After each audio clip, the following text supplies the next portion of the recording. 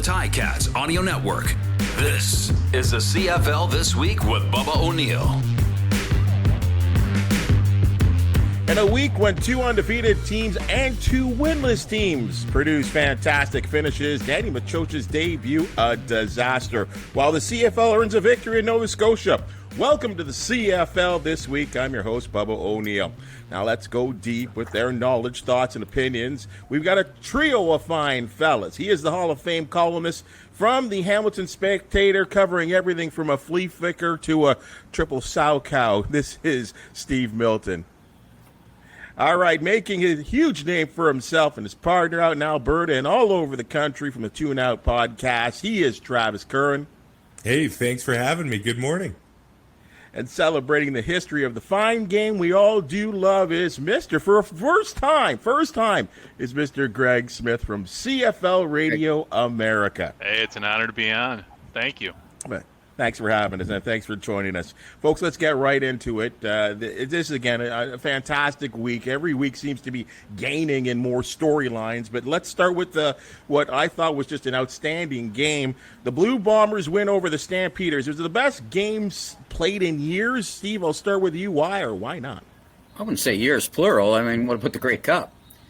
You know, I mean, but it's right up there. It's a classic one that they needed this kind of thing because there weren't enough of them during last year, and a lot of factors to it. Don't you think, guys? Yeah. These are two teams that have really understood the change in rules and timing, and with the spacing of the hash marks, and both of them have really taken. I thought are probably among the top three teams that having used that this year. We're seeing the value of two things here: a better type of training camp, and also preseason games to work out a few bugs. So, particularly for a team like Calgary, which I don't think was expected to be as strong as they are, and then you get two premier quarterbacks like this that have done it. So, yeah, it gives you the kind of and there were mistakes. Yes. And you can't have good CFL football without good mistakes, as we found in every single game this weekend. So yeah, I think I'd say it's a brilliant game. It's a needed game. It was a needed kind of weekend. It's actually been a pretty good start for the CFL that way, if they can figure out the best way to sell it. And the best way to sell it, of course, is to play them.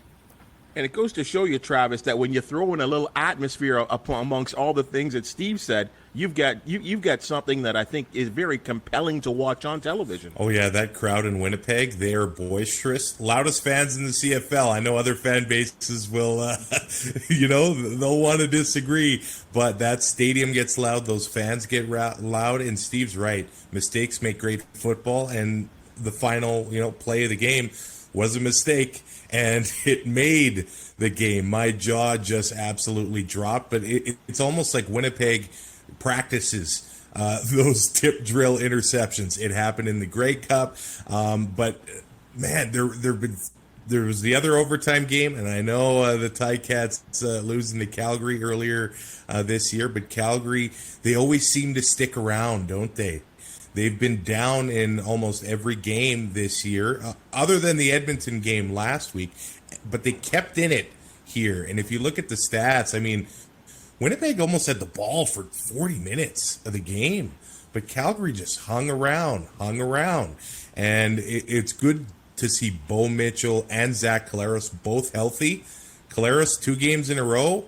I thought maybe the Calgary defense could slow him down, but that performance against BC and then this performance against Calgary, I'm looking forward to that rematch on July 30th. I think it might be an even better game in Calgary. Greg, your thoughts? You know what? To pivot off what Travis said, yeah, I agree with him. Same thing. It's one of those games where, and unfortunately, the game was on ESPN down here, but it was on ESPN Plus.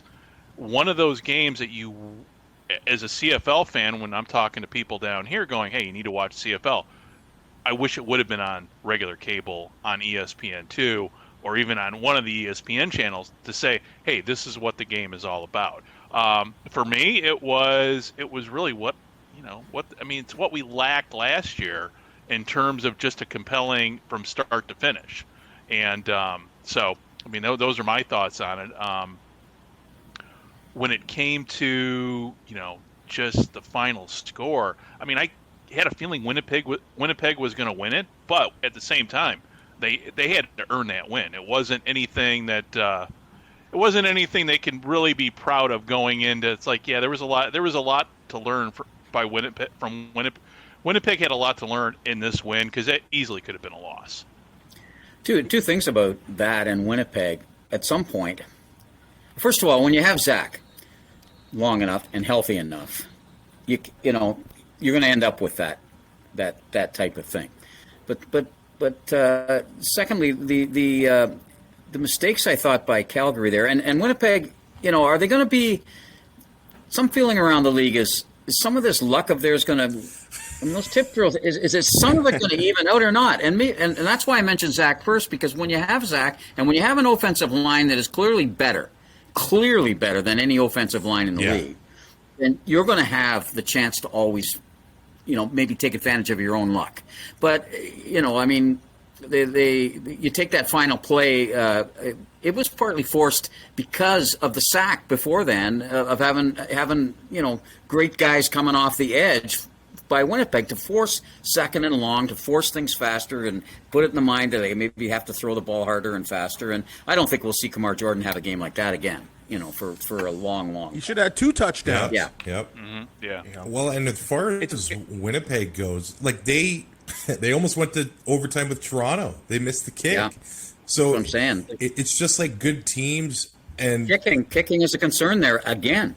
Yeah, that Sergio Castillo signing last year, they probably lose the Grey Cup without him. There's no doubt. It's just like good teams like them. They just find ways to win no matter what.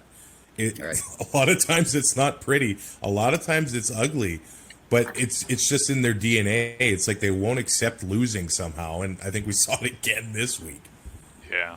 You know, guys, speaking of DNA, and we don't brag enough, I think, about this Canadian game because, I mean, I think we all watch all brands of football. And, Greg, I think had a game like that ended in the National Football League, you'd be seeing that highlight over and over and over again.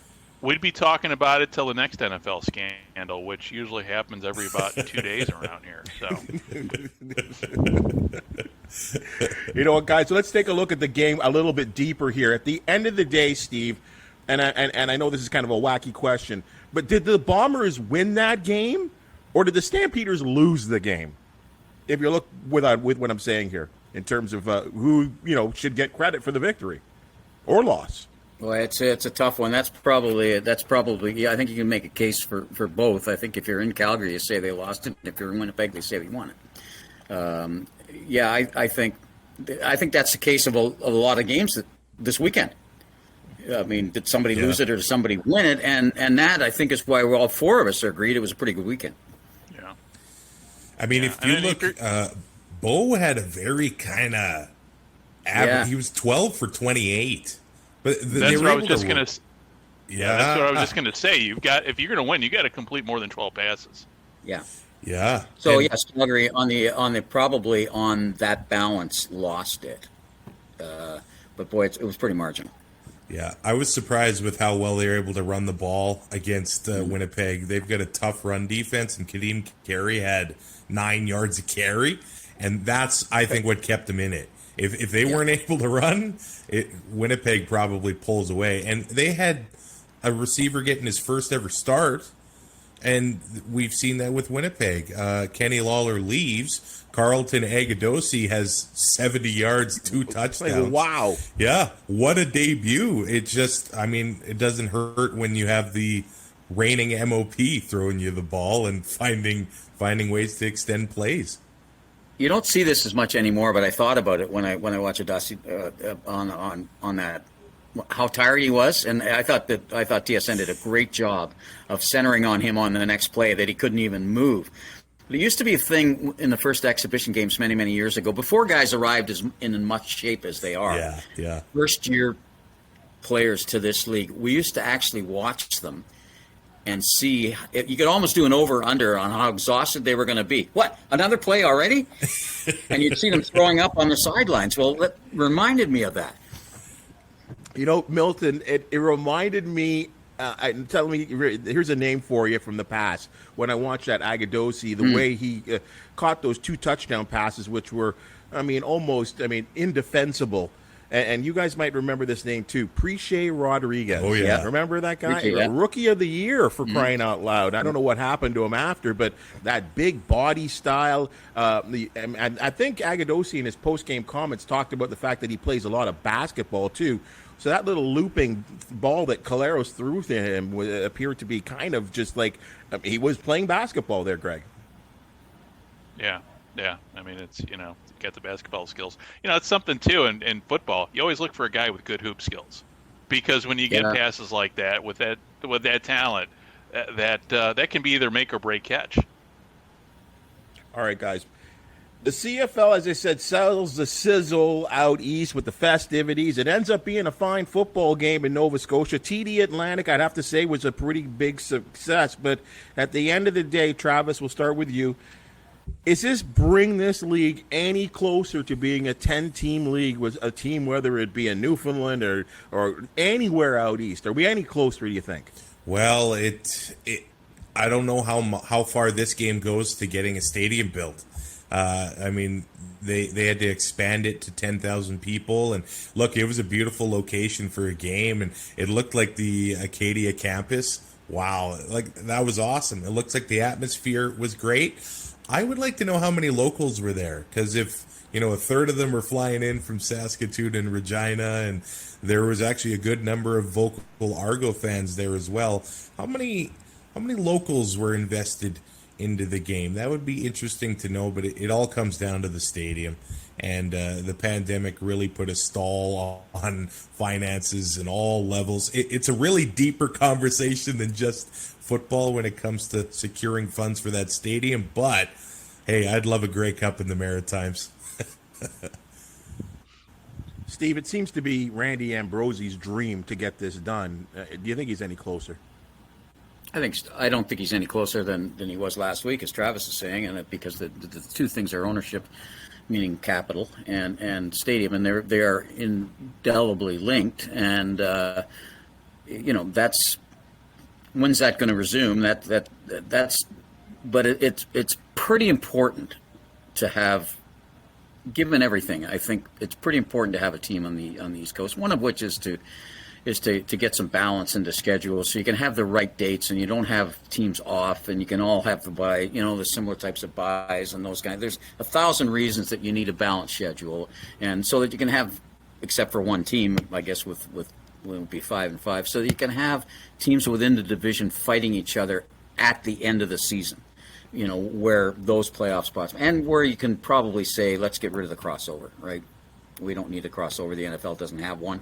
They have one within conferences, but they don't have them between East and West, AFL, AFC, and NFC. And that's it's important not to fool around with the integrity of the Grey Cup, which is should be an East-West thing. So very important to get it there, but I still think it's a long way away. I mean, they're not tied with the soccer people. They can't so you can't. It's not going to be a multi-use stadium, a dual-purpose stadium, which would work in a place like Halifax. It's important, and it has to be in Halifax. It can't be in any other city in Atlantic Canada, because people will travel to Halifax, but people from Halifax don't travel somewhere else. That's the history of Atlantic Canada when it comes to that. Yeah, and Greg, I think, what are your thoughts on this? I think we're several seasons off. You've got to. This was a great weekend. It was. Visually. Camera. It was perfect. It was. It really was. You had a full. Toronto. Really, you had the same number of people in that stadium than you say, had for an Argonauts game. But obviously, an Argonauts game looks a lot different with people spread out. So you had the same number of people, but it looked a lot better. It was packed.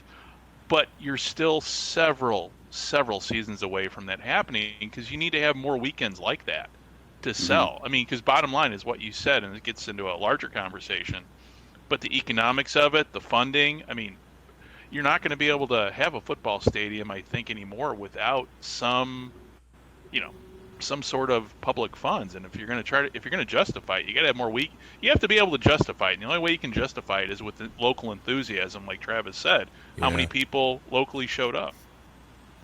guys, we keep continue. I mean, and if it doesn't happen out east in the Maritimes, I mean, are we not constantly talking about it being a football revival or a lot of good things happening in the province of Quebec? Like, I mean, the Quebec City there, Steve. I mean, Laval is king, and they're putting 12,000 in there for every single regular season game.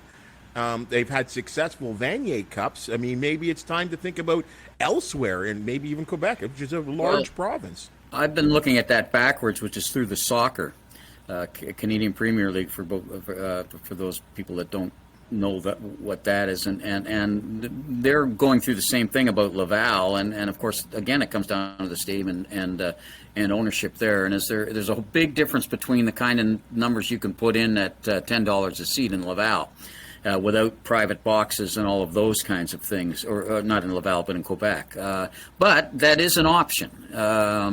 And, you know, ever since CEGEPS started in Quebec about 30 years ago, the football that comes out of Quebec is incredible. And you can see that reflected in the number of players going to the NFL and the CFL. And there are 2, possibly 3 teams. I suppose that's one of the issues in the East now. They're no longer as strong on the university level as they once were. Part of that is because Ontario and Quebec universities are keeping their players at home now, rather than having them go out to play generally at St. Mary's and Acadia in the old days. So Quebec could be, but I think you'd be equally as far from anything there, time-wise, as Greg was saying earlier, as we are in the Maritimes. They're a long way down the road in the Maritimes in terms of putting all of the other stuff, the ancillary stuff, together. It's just the 2 big things, which is the stadium and the capital for ownership. Travis, you're in a province that has 2 teams. I mean, could Quebec not do this? Well, you'd think the population there, and it seems like it would just build another rivalry, at least for the Alouettes. And I think they've tried to kind of build the Ottawa-Montreal thing, but it would be on a whole other level if they had a Quebec City rivalry with Montreal. I would love to. It's interesting to see. I think it's the grassroots thing. Somehow they've got the community involved, and probably the university just loving the Rouge et Or in Laval. How do you? I wonder how they can make that happen with the other pro franchises in the league. You know, how do we make Toronto and Montreal as strong as they can be? Hey, we saw over 30,000 in Vancouver at the beginning of the season. It can be done. How do we make them as strong as possible on a consistent basis before welcoming a 10th team? Maybe that's a question too. And as speaking as somebody who lives down south and is, you know, I'm in Chicago. We've got 2 baseball teams. If we can support 2 baseball teams over a long period of summer for over 100 years, then I don't see how a province of the same, you know, of a much, you know, about the same population can't support 2 football teams over the course of a season. Plus 2, you know, I mean, a rivalry between the Alouettes and a team in Quebec. I mean, rivalries are what we kind of live for in this sport. So, but the question being is, would Montreal support it? And I think unless the Alouettes, you know, because then it gets in the question of territory. Would the Alouettes want a team in Quebec invading their territory? Yeah, it does narrow their territory because just to the west, to the northwest, I guess they have Ottawa too. So that is a double, you know. Yeah, it's a lot into their territory. But there hasn't really been a good Montreal-Quebec rivalry in any sport since the Nordique left, because junior hockey, Montreal doesn't take seriously, right? And so I mean, definitely it would be there. It would be something. You'd almost have to give them more games than you gave in, which you're not going to be able to do once you get to 10 teams. It's going to be balanced schedule. But you'd almost want to see that. You'd almost want to see 4 games between those 2. You know, Steve, you kind of touched on something that kind of, I think we've talked about almost every single week on the CFL this week for the last little while, is the fact that, you know, coming off the game that we talked about in Calgary and Winnipeg, and even what we're seeing here in the situation in the Touchdown Atlantic, about just putting this team, or at least this league, into a 9-team situation. And I think it's becoming a bigger and bigger reality because they're making adjustments to the schedule. The schedule is seemingly messed up. You have a team like the Tiger Cats that play on a Saturday, have to travel out west for Vancouver, and with basically one day is practice, and you got to play on a Thursday. To me, it's a recipe for disaster. But going back to this, Steve, a 9-team league. Your thoughts? No divisions. No. Not in 1,000 years. Not in my lifetime. And I will write about it with real swear words in the column. Anybody suggests it. Sorry. End of game. End of story. This thing, you start with what your major property is, which is the Grey Cup. Grey Cup is definitely an East-West thing. I know it's hokey, but hokiness sells. And every city that gets a Grey Cup that hasn't had one in a long time wants it back the next year, because especially places like Montreal, Toronto, BC that forget what it's like until the Saturday night and the Sunday of Grey Cup, and then they go, "Oh my God, I should have been here all week. I wish it was here back again next year." So the East-West, so you start there. And I still think the Grey Cup is undersold. No, not a 9-team league of any kind. I don't even like the crossover. Sorry. Greg? I'm the same. I agree with Steve. Yeah, keep 2 divisions. I mean, you've got the crossover and everything, but, realistically, I mean, how often does a crossover team actually make it to the Grey Cup and play in it? So Never. I think you keep Never. Yeah. So I think you keep the 2 divisions, and that's part of competition. The East. Well, needs to get better. here's the other thing of it. This isn't, and the United States is the same. Much as there's this great north-south thing in the United States, really the history of the United States is westward expansion. Am I right about that, Greg? Correct. Yeah. Right. So the history of this country is that it should have been a country that ran north-south, but it somehow worked to run east-west. And that's what the Grey Cup is a recognition of that. And we can bring that up all of the time. So that's another little thing on that historical thing. Maybe that's because I got my only class I ever went to in university. No, that's okay, because it's down here. I always try, every now and then, I'm full of useless knowledge, but I remind people, this used to be Quebec province in Chicago. It used to be a big part of Quebec. So, then again, I grew up in an area settled by the French Canadians. So, 1804, right? Yeah, Louisiana Purchase. Yeah. Well, man, we got a history. He just pulled out that 1804 pretty, wow. I might be making that up because I know that you morons don't know. Like that church. As far as lay I this can get away card down. Boom. as far as the one division thing goes, I think it's something that the diehard CFL fans that watch every single game would like. But could you imagine if there was no playoff games in Hamilton, Montreal, or Toronto, and they were all done in the West? Right. That would not. I don't think that would be good. Like, I'm glad to see a lot of people out west don't recognize the problem that would present, Travis. I'm glad. I appreciate that you appreciate that. Like, the money I can't and imagine here. If the whatever it would be, the East and West final, both Winnipeg and West, I think that would really hurt the interest in the playoffs and maybe the interest in the Grey Cup altogether. And the interest in the next season in the East. Yeah. Guys, there were some people that were saying going into Saturday's battle that the Tiger Cats at 0-4 were the best 0-4 team in football. I mean, if that makes any sense.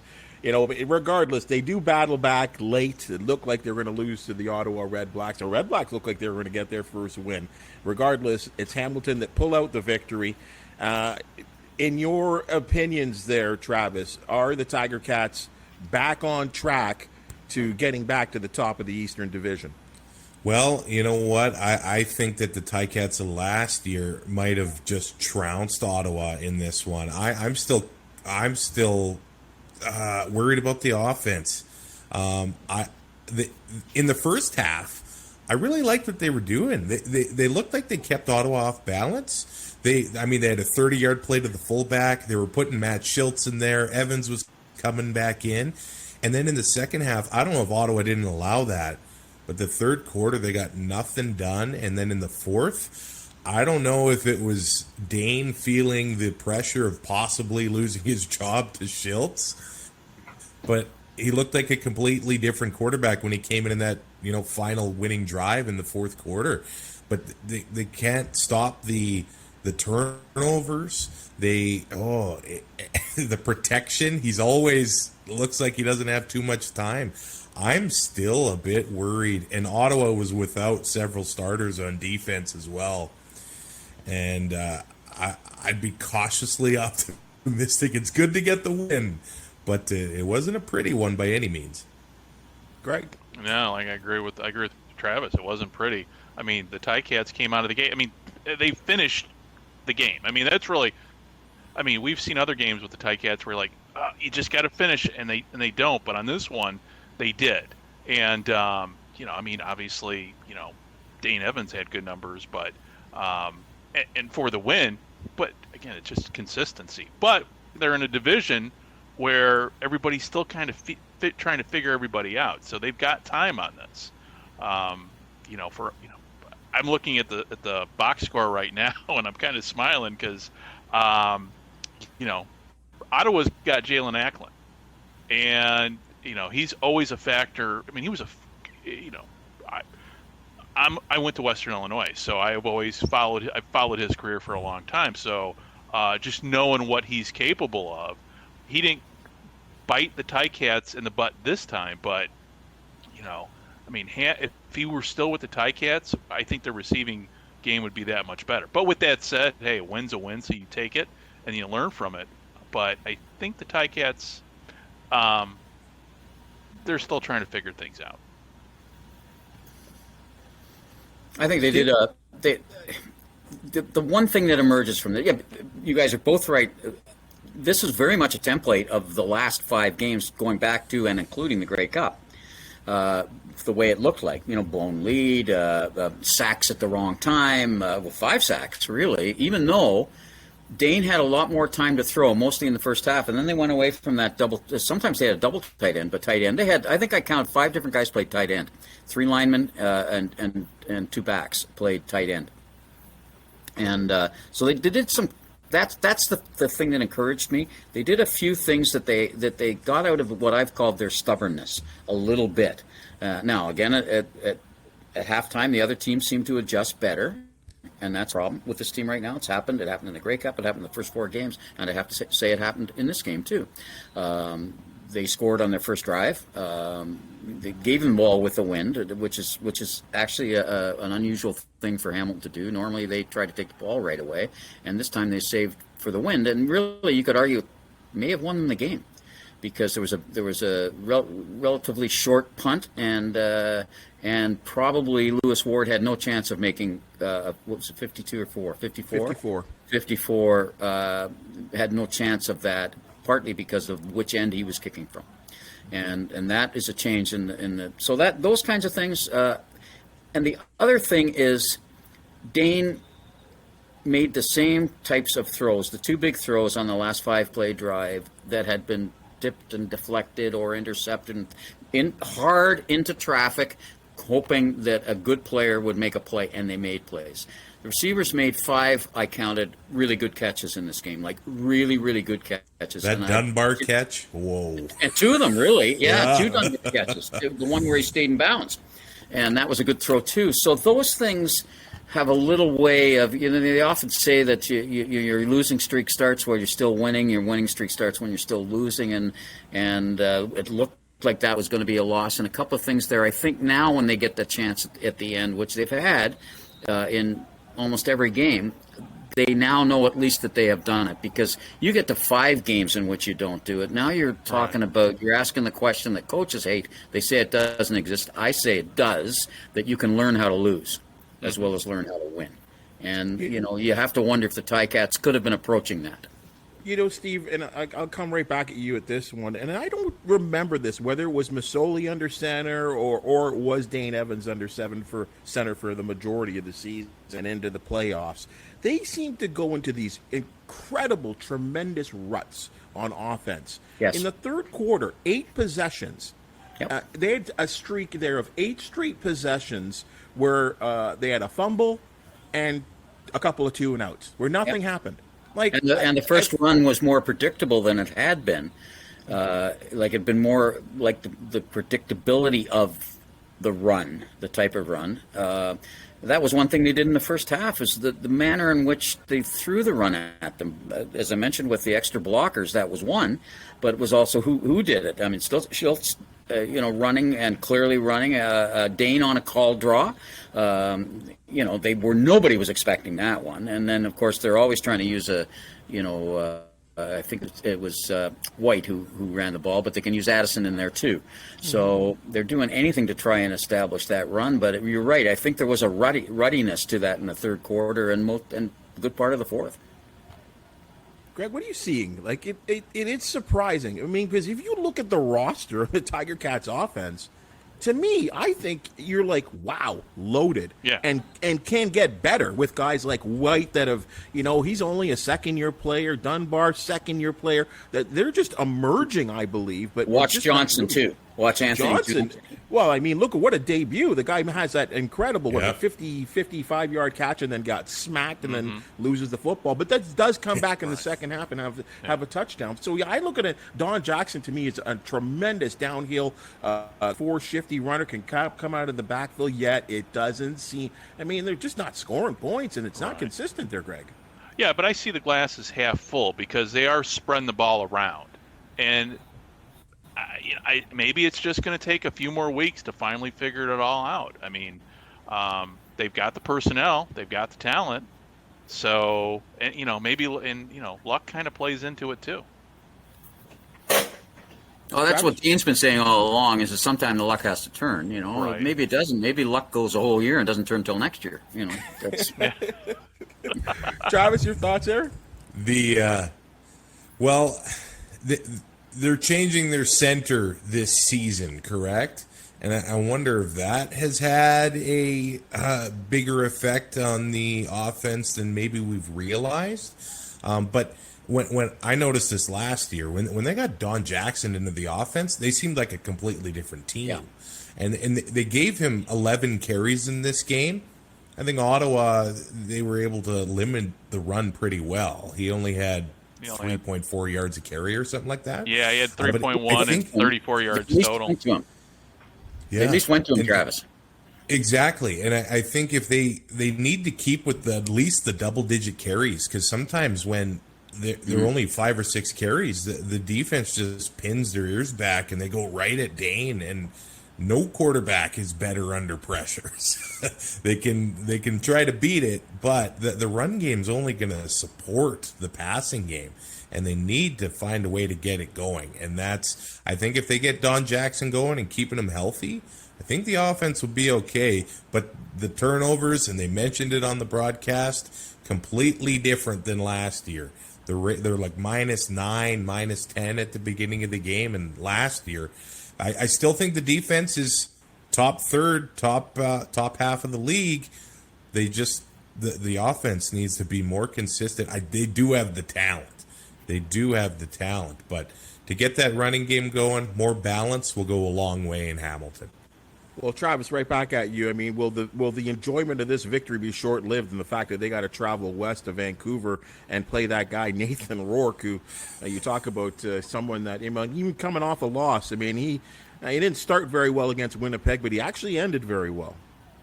Well, if you look at halftime, they were right in it, and they had 3 massive touchdown passes. I don't know if he can be stopped. As far as Winnipeg goes, I think their best defense in that game was a great offense. Currah stayed on the field, and Rourke never really got a opportunity at all to make many plays. When he got on the field, he did. I think Hamilton's offense needs to stay on the field to keep Rourke off of it. That might be the best strategy, but can they do it? You got to have the running game going to do that, I think. Greg? Yeah, I agree. And if Rourke gets hot, it's the way the BC Lions have been playing. Rourke is he's a great new quarterback, but you take him out of the equation, then I think it becomes more of an even game. But again, that passing game is phenomenal, but to me it just boils down to playing solid defense, and for the Ticats, just playing the fundamentals. Just yeah, they've got to get to him a little better. I mean, than they have been getting to quarterbacks. I mean, they did have 3 sacks. It's nice to see Hauser finally pull 2 down. Because I felt that he had to.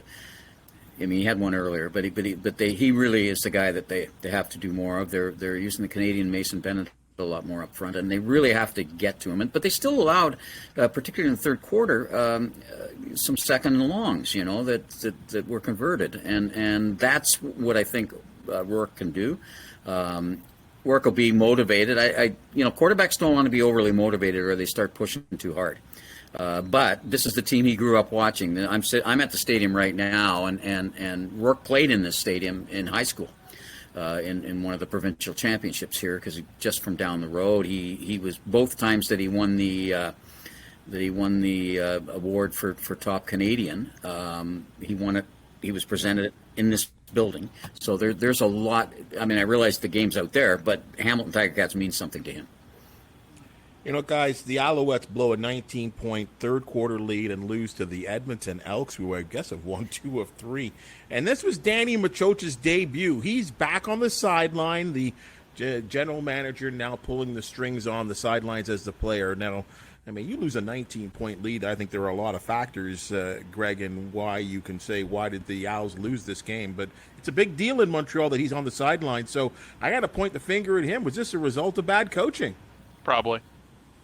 I mean, I think when you blow a lead like that, you got deeper problems than just the coach. I mean, things obviously you guys see probably closer than I do down here, but just on the surface of it, I think it's like, it was bad. To me, it was bad coaching. Well, part of coaching is instilling discipline. Now, he's only had a few days to do that. They've been by far the most undisciplined team in the league. And that's and that leads to things in the locker rooms as well. And so now they get rid of the coach. They come in, and one defensive back costs them the game. That's essentially what it was. I mean, Sutton's penalties, 3 deep interference penalties, all of them in different ways. It wasn't just the same type of thing he did every time. Yeah. Each of them with a completely different type of penalty, and most of the time meaning he was beaten. So that's an issue right there. Well, I think I saw a stat that Kenny Lawler, he drew 118 yards in penalties. That's one player.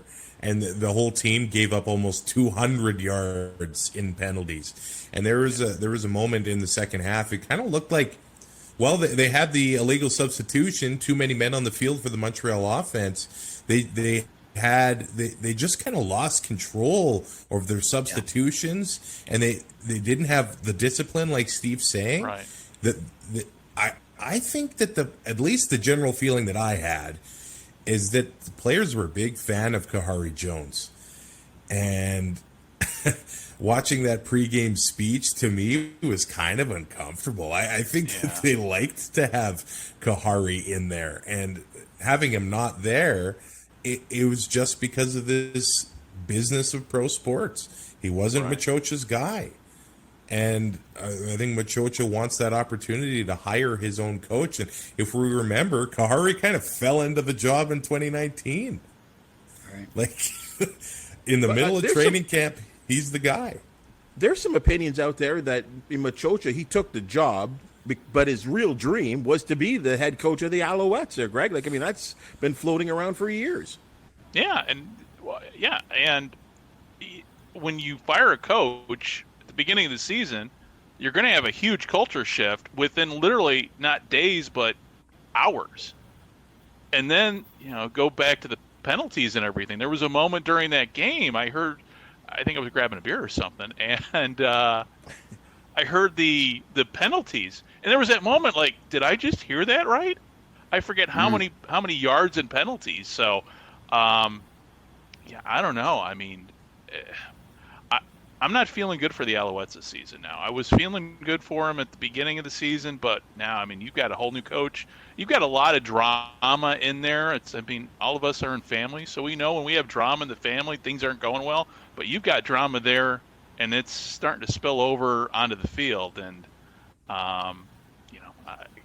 it's a question where they're going to end up. I mean, very good question as to where they're going to end up by the end of the season. I think a key game for them, as it will be for the Tiger Cats, they play each other right after the BC game, and that one will be a real gauge type thing to see, especially if Hamilton doesn't win in BC, just to see where one of those teams is going to be having some problems. But that's the East. I think the thing you have to keep control. This is just a horrendous year for the East, and we've seen a lot of horrendous years for the East over the years, and. You're probably, as long as you can hang in there, you never know what's going to happen. So that's why I wouldn't lose too much faith if I were them. That doesn't mean their fans won't lose faith.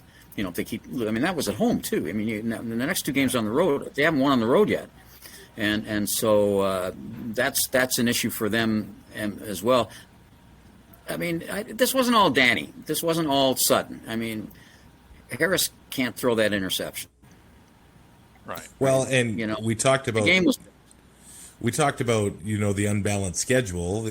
The only game that Montreal did win was Saskatchewan on a short week, traveling the country, losing their starting center Dan Clark, and then starting the game with the special teams touchdown.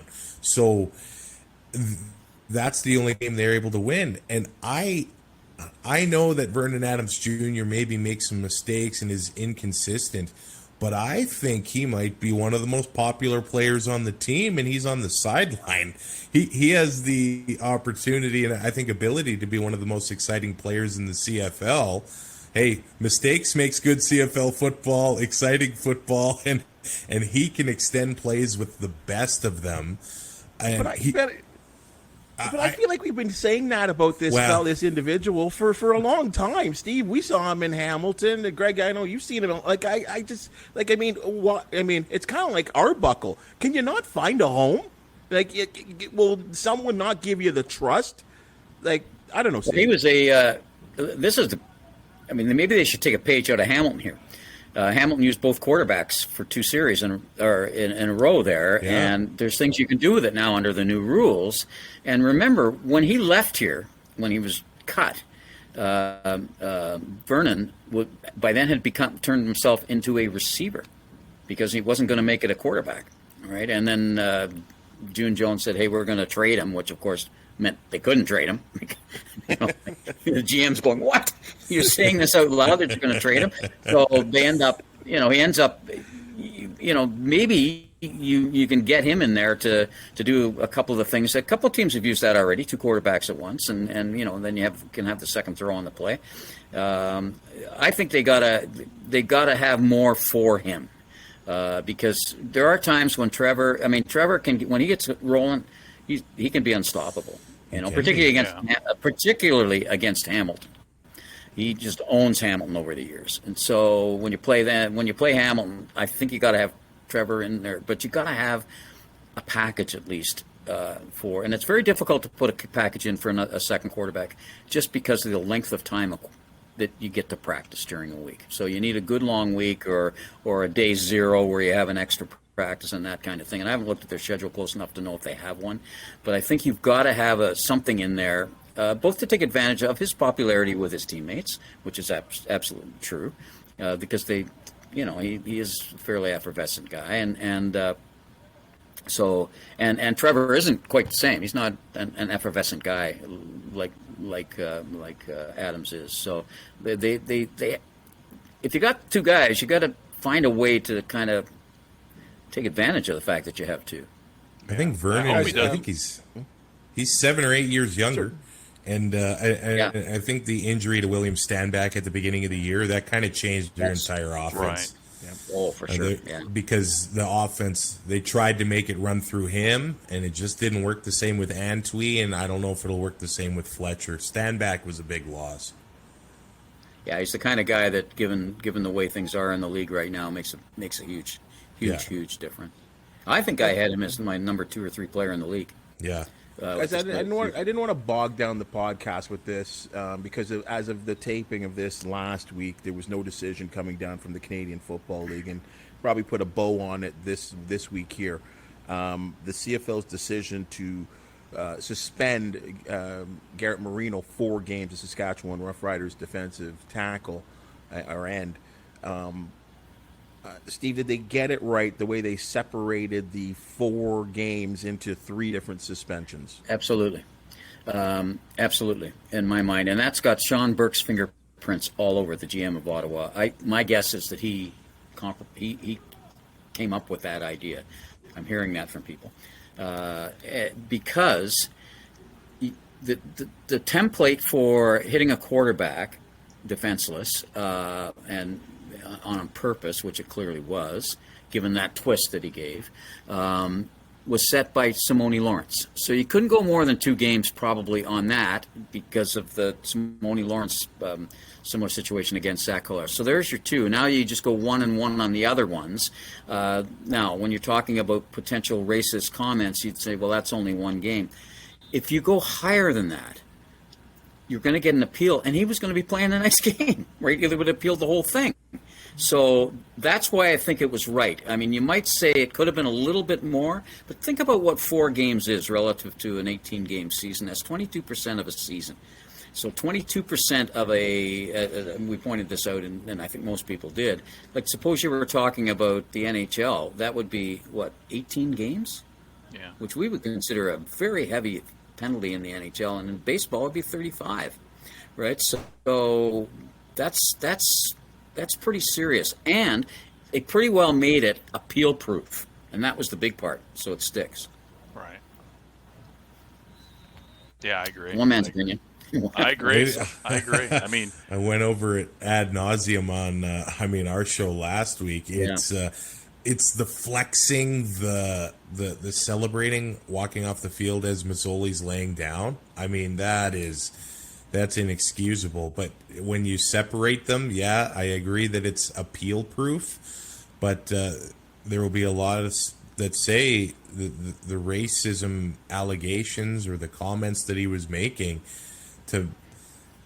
But at some point, the league and the PA, they need to, 1 game for that. I don't know. They have to be like, okay, that's 0.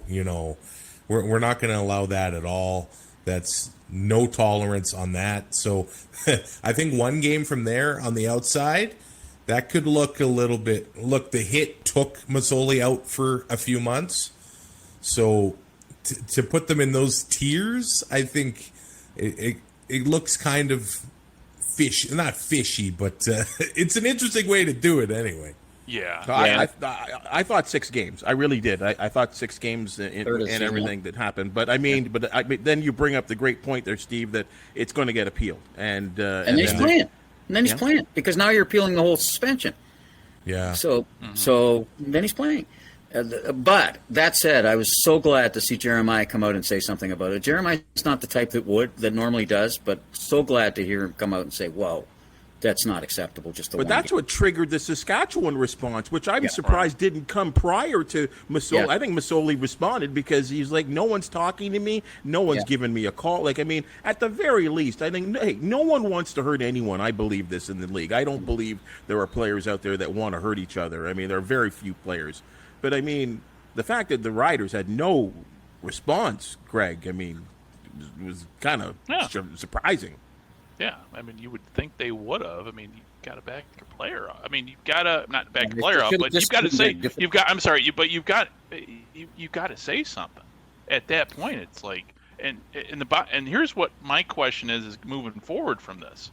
Okay, so what happens the next time this happens? Are we going to have the same template? I mean, are the owners going to, are the owners come off season? Are they going to, take a look at the rules here and what do we do the next time this happens? Because this is something that, this is something that down here would have taken on a life of its own. It did here anyway. But it can't be over here. Right. And I don't think they can wait till the off season. I think they need another statement here at some point. But you got to watch that you're not saying we were wrong in our decision. So they put. I agree with you, Travis. They put themselves in a bit of a bind here on the tiering thing. But the same way they made it work. There wasn't a really good out to this. This is the best out that they could have of a bunch of bad outs and that somebody put in the position with. I'll tell you something that the Rough Riders, the Red Blacks, are very upset about, and that's the manner in which the coach was the defensive coordinator celebrated with his own player while he was making the muscles and all of those kinds of things. And I think by then they knew, and they haven't had any statement about the racism part, really. And that's as you guys both said, that's indefensible. And so I think at some point in here, when there's a little bit of time, but before the end of the season, you can't wait. You got to get back to the racism thing, and as a league, and say, we did what we did, and we agree with what we did at that point, but here's what's going to happen from this point on. Right. You even think about it, and it's going to be X number of games. And I think, Bub, probably you're right, a third of the season for that, when you add them all the things up on top of that, could have been justifiable. You know what? And and this is, I guess, a different conversation, but about the Riders in general, what's going on with the discipline in that locker room? We saw in Touchdown Atlantic, Duke Williams throwing a helmet at Shaq Richardson, which is dangerous, very, very dangerous. He was accused in the game? And he was able to play, and he was accused of spitting in a player's face. We saw in the fourth quarter, I believe, Derek Moncrief holding on to DeVaris Daniels' leg for looked like 30 seconds after the play till he kicked him off. And Moncrief was already kicked out of a game, I believe, in Edmonton this year. There's some strange discipline issues happening in Saskatchewan right now, and we talked about it with Montreal. Is it top on down to that locker room? Yeah, that thing about grabbing and lifting on the knee, that the quarterbacks hate that. That's very, very dangerous. And to see it happen twice in 2 weeks, I don't like it. Oddly enough, the most vocal person, at least I think, when it really came out with the Marino situation, wasn't even any player from Ottawa or from Saskatchewan. It was Zach Collaros, who had a lot to say as the Winnipeg Blue Bombers quarterback. And really standing up for a guy that he's played with and played against, especially in these Grey Cup situations. I thought that was real interesting, Greg. Yeah, I agree. I mean, it's behavior that's just plain outright uncalled for. And the question is what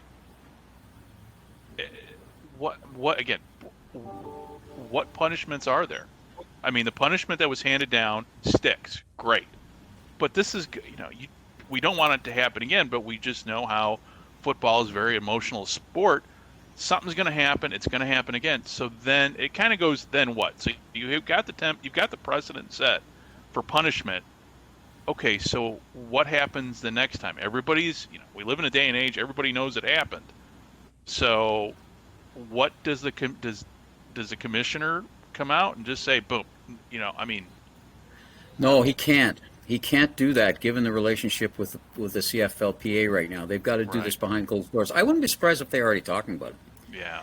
Because there'd be a lot of members of that, and we have a couple here that have said quietly, they haven't said it in public, but they've said it quietly, that they don't like anything like this with minorities and that kind of. You can't be doing it. And it doesn't matter if it's a joke, it doesn't matter if it wasn't meant, it doesn't matter. Whatever the intention is where it lands.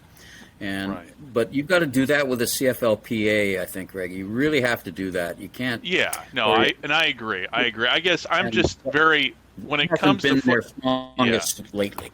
Right, and when it comes to sports, I'm very much in favor of a very strong commissioner who at times can be very dictatorial, and we know in the CFL we don't have that, and it would be nice for the CFL to have the commissioner to have that power when it comes to discipline, saying, "Hey, we're done." I mean, he doesn't have the power, obviously, like Judge Landis back in the in the 20s to kick people permanently out of a sport. But you know what? It would be nice if he did, at least when it comes to issues of racism, discipline, criminal behavior, because it only makes it, for us, a better sport. And also, too, and again, this is just my opinion, it helps attract newer fans by, I think, somehow having a strong commissioner. There's a lot of people out there who easily, we live in a social media age, probably be more CFL fans if we had a stronger commissioner, but that's just my opinion. Well, so I don't know that that's a personal thing as much as it. I mean, there are some manners in which Randy conducts himself. You kind of wonder, but I don't think it's who he is. I mean, he's a good guy. I really love him. He loves the game. Yeah. It's the manner in which it's been structured, and it's stronger now than it used to be. Right. Well, and they, correct me if I'm wrong, I think they've got a zero tolerance violence against women policy. If you get caught, you get charged, you're done. Yeah. I have no problem if they expand that to include the racism. You say something, you do something, you're done. But sometimes I guess you got to deal with the PA and the union and put these things into place and have them written in stone. It wasn't probably before this game. You get that written in stone. But again, the PA, they've got to represent the players that are injured and the players that are, I guess, being targeted by this as well. They've got to look out for those guys, not protect some of the guys that are saying these things or doing these dirty hits, late. The PA's always been in a rough spot there, but it eventually comes down to this: which one of the two is worse? Not not standing up for the one, and and clearly on most of these cases, the answer is fairly clear. And I heard Trevor Harris say he's still experiencing numbness in one of his legs from a Garrett Marino hit in the past as well. Yeah. So, I mean, I think the quarterbacks, we heard you mentioned Zach Collaros. I mean, they're pretty united on this front. Right. That said, normally when something happens and somebody gets there gets to be a bit of piling on afterwards. But I'm not saying Trevor is, but that is the tendency over time with these types of things. But it really, the social media storm was wild for this one. Yeah. Guys, the CFL and the players union apparently have a lot of work to do, and you guys have put in just tremendous work here on the CFL this week. We thank each one of you guys. Travis, where do we find you? Well, the 2 and Out CFL podcast is out every Monday and Thursday. We just recently talked to Victor Cui of the Edmonton Elks. So Twitter at 2 and Out CFL, you'll get all your information on there.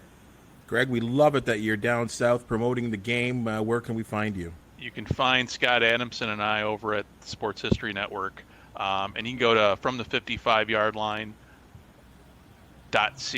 and me at CFL America. And right now, Scott and I, haven't done a lot of podcasts here in 2022. We've both had a lot going on the personal side. But as next week I retire from my long-time 31-year career as a probation officer. So after I retire, you'll start seeing more shows come out, hopefully on a much more regular basis. So and Scott is at Adamson SL on Twitter too. So thank you so much. Hey, Milty, I know where to find you. Where does everyone else find you? Right here at the stadium. I might as well take an apartment out here, but you can get at the Spec, short for the Spectator.com. Well, guys, thank you so much. You three have been fantastic in this program. Of course, guys, you can find us on your favorite podcast catcher. We're Spotify. You know where to find us. And, of course, if you like YouTube, like and subscribe. This has been the CFL This Week. I'm your host, Bubba O'Neil. Looking forward to chatting again next week. Enjoy the games, folks. This has been the CFL This Week on the Ticats Audio Network. The CFL This Week with Bubba O'Neil. Subscribe, like, and get the deepest takes on Canada's game every Monday.